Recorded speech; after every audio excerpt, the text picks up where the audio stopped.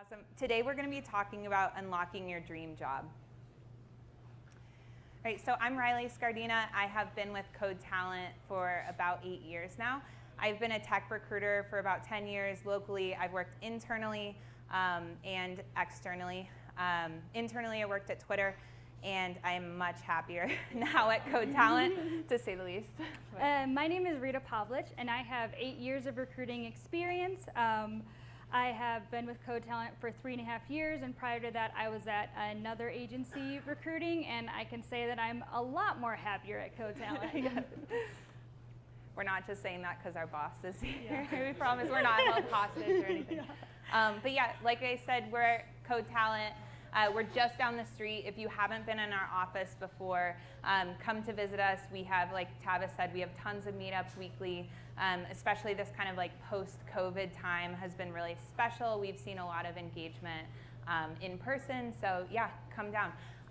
A little bit about us. We have been locally working in this community about 13 years.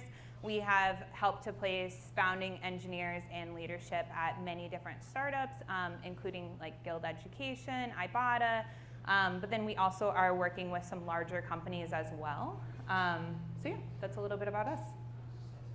And today we're going to take you through a job search from start to finish. So some of the presentation topics that we'll touch on are optimizing your resume and LinkedIn profile, where to find jobs, how to get an interview, how to partner with a recruiter, interview prep and tips, the offer stage, and we'll wrap things up with a Q&A. Optimizing your resume and LinkedIn profile. It's important that your resume accurately reflects your LinkedIn profile. You want to make sure you're adding as much information and details as possible. Your LinkedIn profile is just as important as your resume.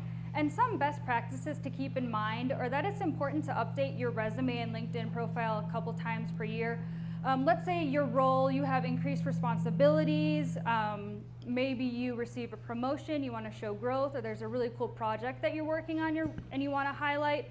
It's important to keep that updated because recruiters will reach out with passive job roles, and hiring managers and recruiters will check out your LinkedIn profile for a quick reference. And sometimes as recruiters, we receive resumes that are 5 pages or longer, and that's really just too long.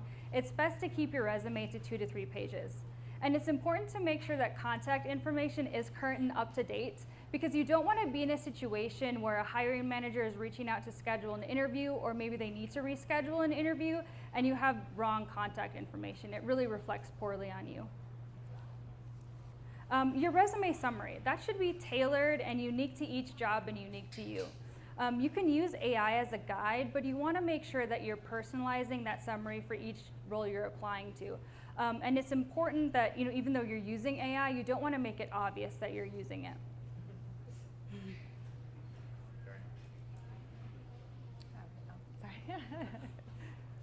For the skills section, you want to consider an honest self-assessment of your skills. What are you proficient in versus what you have exposure in?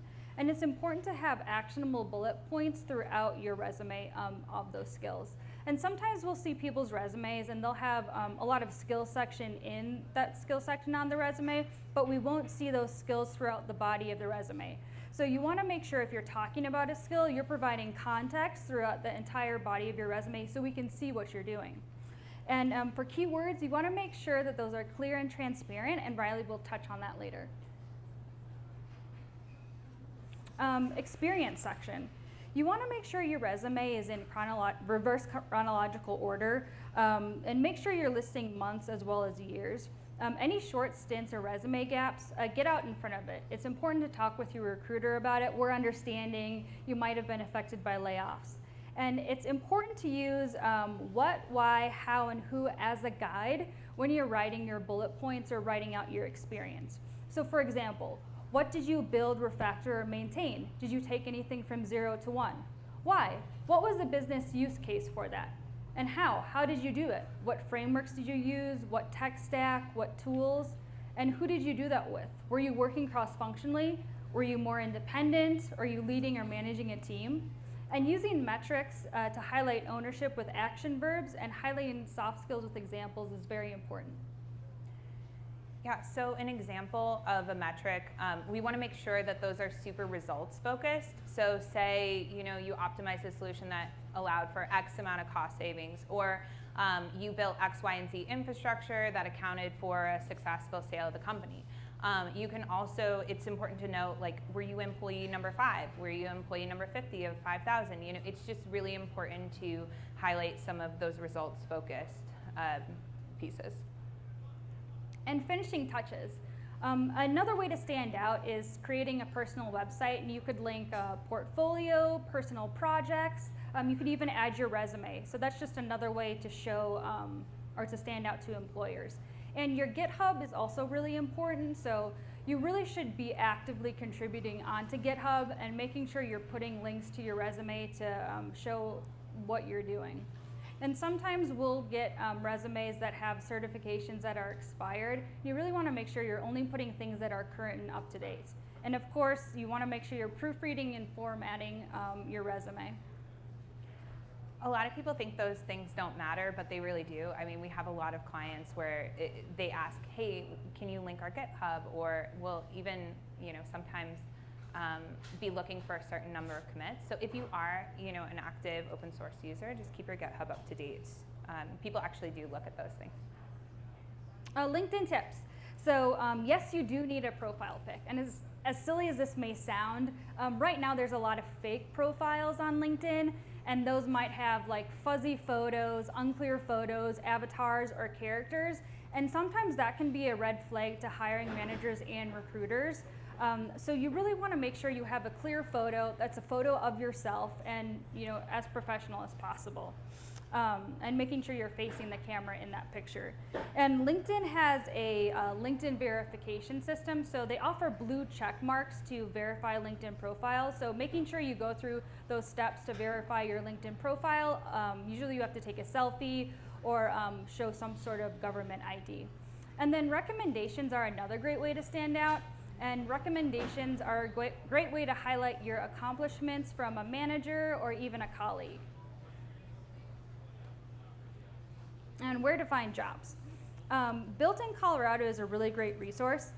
They have startup and tech jobs with over 71,000 jobs listed, and that's on-site, hybrid, and remote. And they also have a really cool blog where you can follow like Colorado tech news and other articles.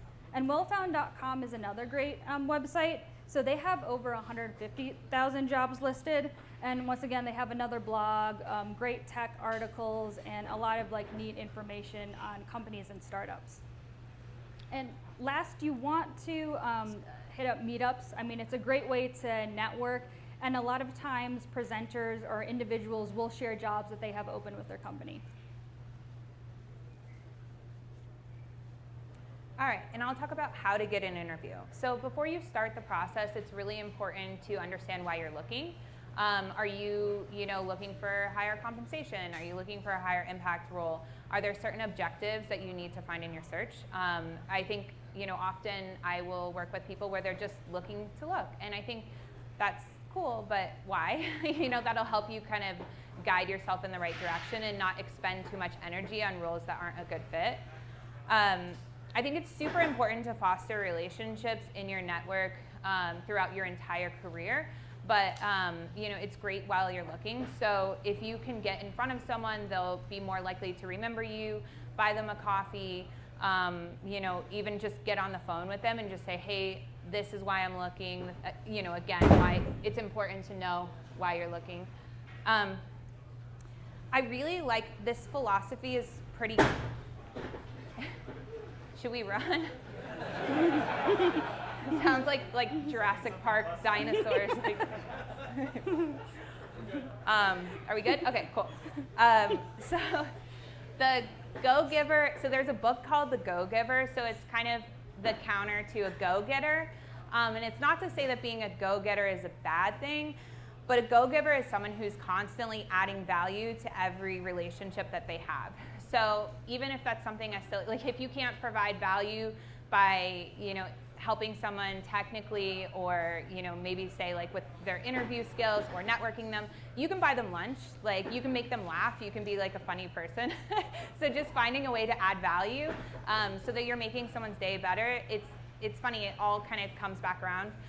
Someone that I've seen personally do a great job at this is Andy. I feel like he's always in our office, networking with people, helping them on their career, helping them to leverage their career. And I don't think he did it because he read this cheesy book. I think he did it because he genuinely cares about helping people, and it does pay off dividends. Again, we host a ton of meetups at our office, but then also meetup.com is a really great resource. People talk about the jobs that they have at the beginning and at the end of any sort of meetup. Because the market is, this is a market that I haven't really seen before. There's so many people who are looking. There's a bunch of folks who are applying to jobs. I bet all of you have seen, however many thousands of applicants for every LinkedIn job.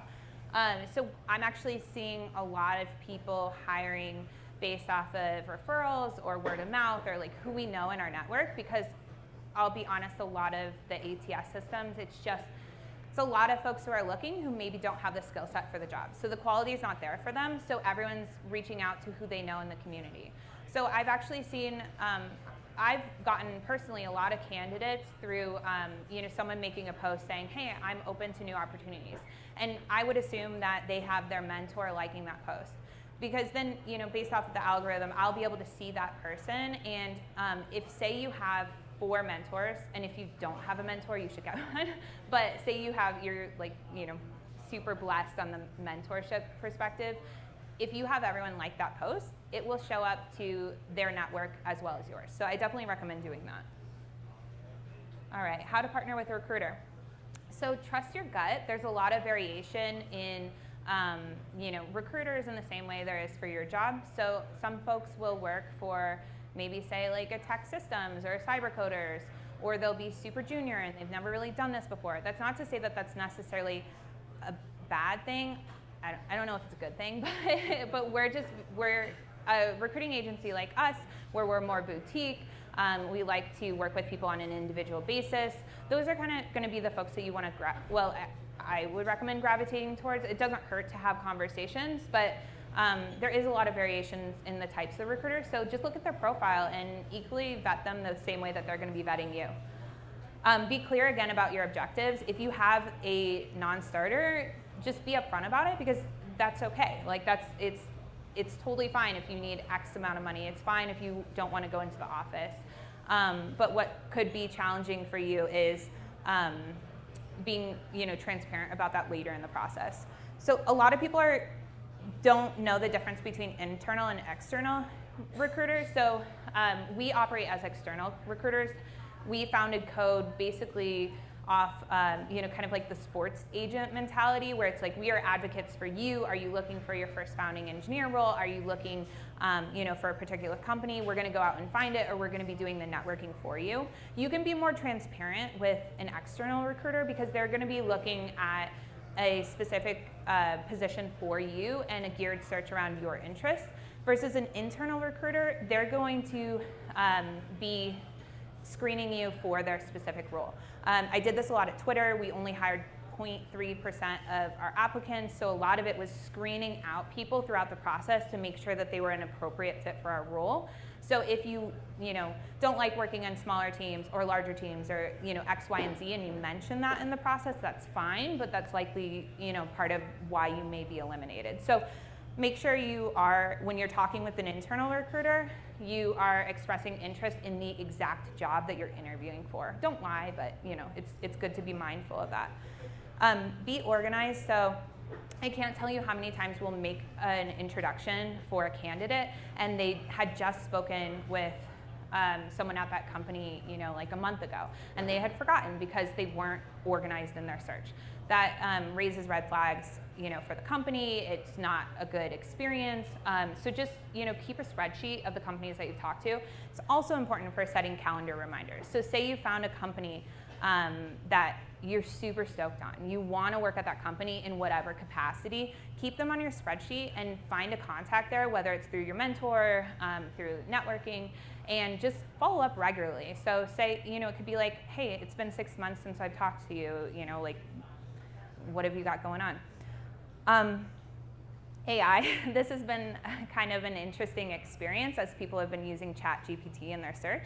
So I think ChatGPT is great for, say you have a particular tool that you want to use and you want to see if a company is using it, or say you are interested in a specific industry or a stage of company, or you want to look at competitor info of this great company that you wanted to work for, but maybe they rejected you.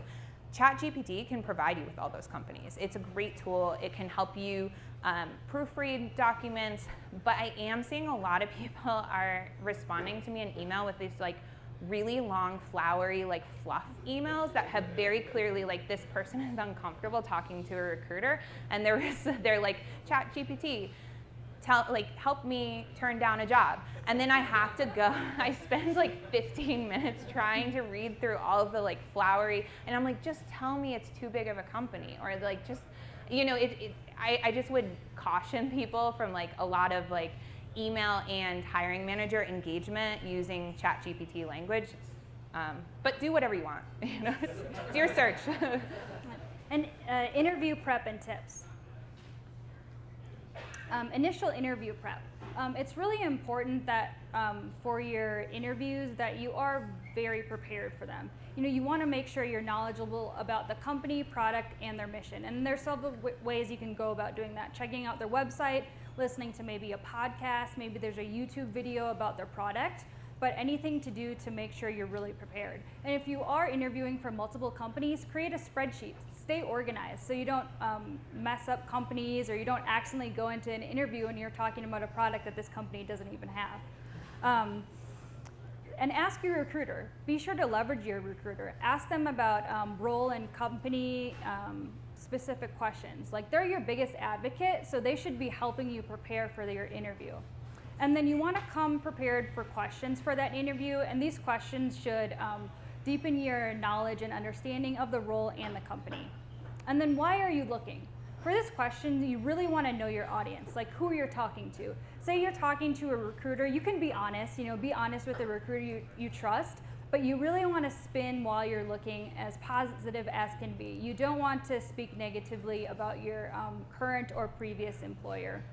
And for this question, I always like to say, look forward versus looking backward. So answer this question like, I'm looking for a new role because of X, Y, or Z, or you agree with the company's mission. All right, so I'm going to talk a little bit about technical interview prep. So I made a blog post when the market kind of went to shit to kind of help people to prepare best for interviews. I mean, things are very competitive right now, so the technical and the behavioral interviews matter now more than ever. So there's a lot of candidates that we run where we run across that are interested in a live coding interview over a take-home. They don't want to spend 6 hours on a take-home, or maybe they get super nervous in front of coding in front of people, so they don't want to have a live coding test. So it's very important to know the process. If you feel like a particular way about either of these processes, to understand what the company is doing ahead of time.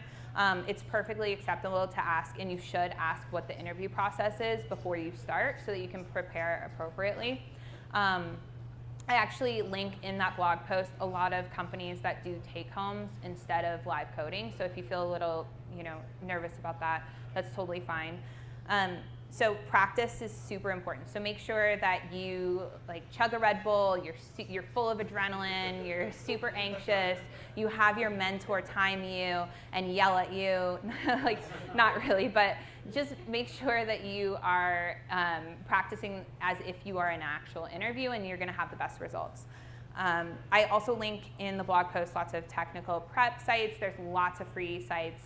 These are just ones that I have heard are the best. So collaboration. So I think this is the most underrated piece of any technical interview. I've seen, especially from my time internally, I was helping to support hiring on the distributed systems team, and I would say honestly, a lot of folks didn't find the most perfect solution. They just collaborated really well with their future employees or coworkers. So basically, the type of candidate that would stand out were the ones that would communicate what they were doing as they were doing it. They were able to talk through their solution, and they were able to talk about either advancements or different, adjustments that they should have made throughout the process. Gathering your requirements, so not just diving in, knowing what you're doing and why. Asking a lot of questions, so like asking questions as you go, like, am I headed in the right direction? Sometimes people would like think that they're the most like brilliant mastermind like coder, and I'm sure they were, and they're great, but they're just like headed down the wrong path. So make sure you're doing frequent check-ins. Also, people would frequently run out of time, so make sure you're doing well in timing, and you're going to want to collaborate the same way that you would with a teammate. So that's where the practice becomes handy. So the behavioral interview piece of the interview process is especially top of mind to me. This is more important now than ever in the market because there's a lot of folks who are on the market looking. So I see a lot of folks where they're maybe equal, technical candidates. They've like crushed all their technical prep. They've done a great job, and they've lost the offer based off of the behavioral. Maybe in 2020 you could get that job just based off of your technical skill set. But right now we're seeing a lot of companies looking for some great folks who passed the behavioral interview and actually ace it. So I did a lot of engineering manager hiring at Twitter, and my biggest piece of advice is to read the job description. So gather themes. So are they looking for heavy collaboration? Are they looking for someone who is, has an action bias for moving fast? Like gather those themes, and then create a STAR method example based off of that. So if you haven't heard of the STAR method, it's kind of, I don't know, it's so cheesy. It's like very like FANG related, but it's super helpful, and it helps you to create concise answers. So the most important piece is the action piece, and then the situation, the task, and the response or the resolve. That just basically allows you to provide a cohesive example. In the company values page, every company has one. So if you go to their career site, you'll see they have maybe 2, 3, 4. Amazon has like 10 cheesy company values. No offense if you. I mean, it's helpful for their company. But so just make sure that if you are creating STAR examples, you're creating them for the themes that you've gathered from the job description and from the company values page. I actually like to, a little bit of overkill, but could be super helpful, is you can create any sort of bullet point that is not technical, you would assume could potentially be a behavioral interview question. So say, using the collaboration example, looking for someone who works well cross-functionally and collaborates well with coworkers. So you could assume that a behavioral interview question might be, tell me about a time where you needed to finish a project under a certain deadline and you needed to work with another team. Like, how did you go about getting the information that you needed? And just create a STAR method example for each one of those bullet points, pretending that they're a behavioral interview question. We've also seen lately, I don't know if anyone's heard of top grading, but that's become a pretty popular methodology. So basically what these companies are doing toward the end of the process, so say you made it through the entire process, you have a call with the CEO or the CTO, they're actually gonna talk to you about your strengths and your weaknesses, and they're gonna ask, what would a manager say is something that you need to improve upon? And we've seen that kind of trip people up a little bit. It's not just your standard strengths and weaknesses. It's allowing for you to be more honest, vulnerable, and we've seen people do really well with it and do not so great. So preparing for that is a great thing. So an example of, I think people always are kind of struggle, and I personally struggle in the weakness piece. Something that I would say is I have a bias for action, so I move too fast and I don't document well. My team will say that. But what you're basically showing is that you want to get the job done and you want to get it done quickly, but you should probably slow down a little bit and do a better job, with X, Y, and Z. Again, practicing, so practice in front of someone so that, there's tons of great sites. I also link them in my blog of behavioral interview questions. So the story that your career is telling, you don't, like Rita said, we don't want to look like we're just fleeing every job that we have. Like, oh, it's horrible, it's on fire. Instead, there has to be a specific reason. I mean, there has to be one why you went with X company over Y company. So what does this tell about your career? You know, hey, I was working for a startup, I was a little burnt out, I wanted to contribute, you know, more from like a leadership side of things, or, you know, so on and so forth. Be sure that the narrative that you're telling about your career is one that makes sense, it's cohesive, and it's not showing that you're abandoning, you know, every company that you're at. Feedback is super important. So I know I've worked for companies where their legal team says do not provide any feedback. If someone was politely persistent and I really like them, I hate rejecting people without feedback, I would get them on the phone. I'd be like, hey, listen, I'm going to tell you this. Please don't take it personally, but this is why they passed on you. And people will be more willing to do that if you provide more of like a good rapport with either the hiring manager or the recruiter. They'll you know, be more likely to pass along that information. And the polite persistence piece. I see a lot of folks where they say, okay, I followed up, I made it through the process, and I'm waiting to get an offer, or I'm waiting to get feedback, and I just don't hear back. I got ghosted. And how many times do you follow up? Sometimes people just get really busy, or they get really excited and they make an offer to someone and they just drop the ball. It happens all the time. It's not rude or weird to follow up for a second or a third time and say, hey, listen, I understand you're super busy and I really appreciate, you know, everything that you've done for me out in the process. Is there any chance you have feedback? That's not rude, that's not stalkerish, like, or you could just say, like, this isn't the last time I'm reaching out to you, like, in a polite way, and that's totally fine. Feedback, we're all really biased people, so if you do get that feedback, don't blow up the conversation or like the company on email. We've like had it happen before, sent like CC a founder and send like 3 pages as to why the feedback was BS. It's happened. Just take it with a grain of salt, because this is not who you are as a person, and no one's saying this is who you are. This is how you portrayed yourself in an interview process, and putting it into practice will only help you later on in your career, because it's just how you are presenting yourself. It's not who you are. It's just, you know, actionable feedback to make sure that you're making improvements. But we get it. Interviewing is like super stressful. It's a full-time job and it's very emotional. So it's okay to have emotions around it, but just don't take it so literally. Like I mentioned, in this market, the technical piece is really important, but I've actually seen the behavioral portion of the interview be just as important.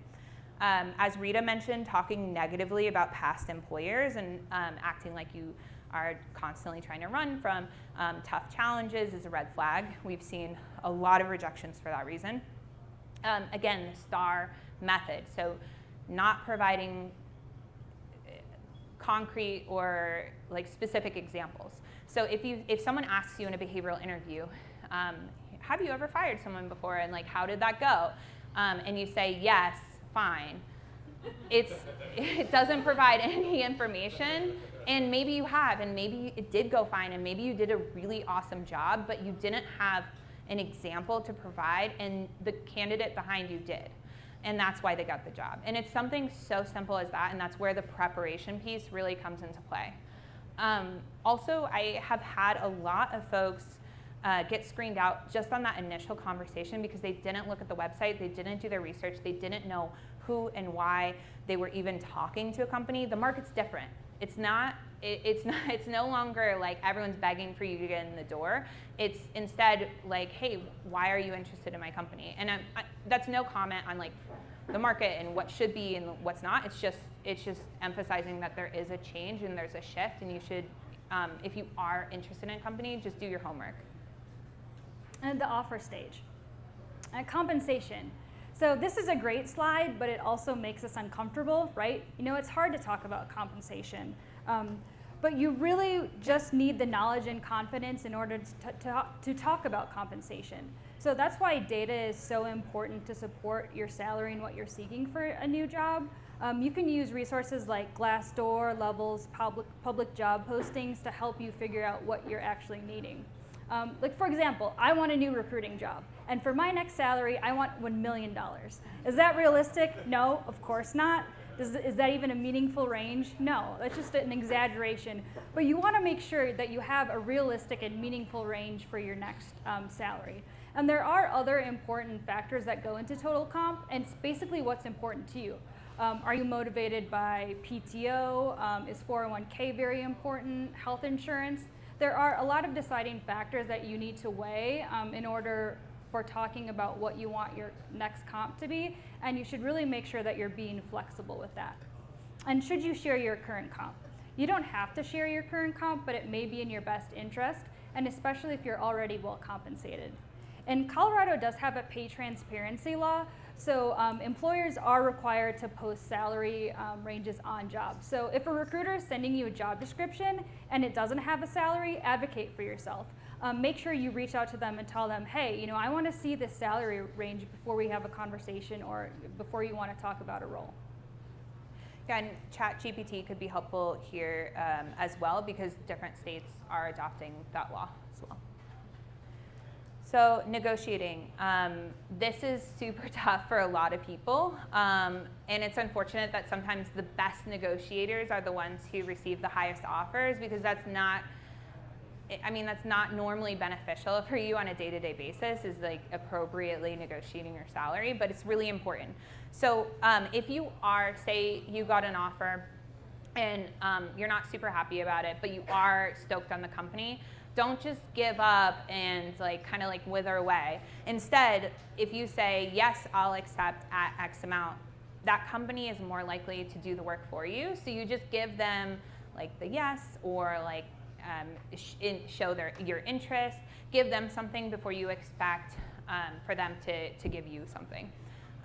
Be very careful about pitting two companies against each other. So you want to come across as a candidate who's focused on impact, or you want to come across a candidate who's going to better a company. So often I see people, it's great. You have two companies begging for you and fighting, and you look awesome and really cool. But then sometimes things can get a little hairy, because it makes it look like you're more focused on the compensation than you are at the actual job. So my best advice for you is to weigh and measure those two opportunities, but look at it, maybe put compensation aside and look at it as where do I really want to work, and then fight your way to get the best offer to make it happen. Sometimes people get too focused on the comp and kind of lose the focus of what is really important. And data, like Rita said, is super important when you're going toward a counter. So you can use a few different ways to leverage data. You can do market data. You can look at the comparables for that type of level of job with local roles, and present that. Levels, FYI, is super important if it's a larger company. Just provide data, or even your current salary. Are you currently making more? Are you leaving RSUs on the table?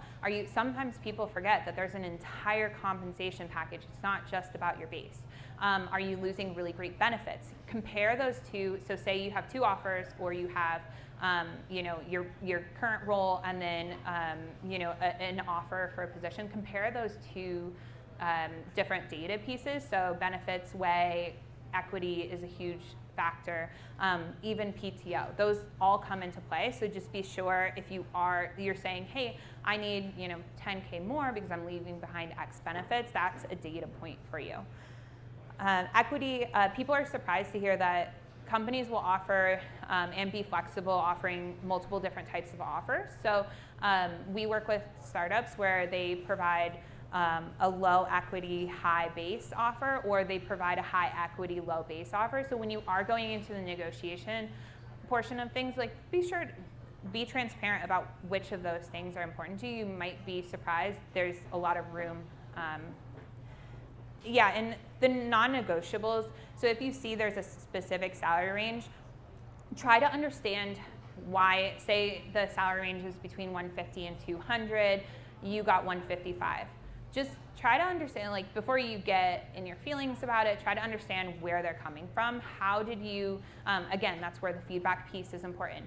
How did you check out, how did you level at the company? Maybe there's room for growth there, and rather than being upset about what you're given, you can negotiate appropriately, and you can bridge the gap in your career on the skills that you're looking for. So everything's up for negotiation, and expressing interest in that company, you'd be surprised what you can get done.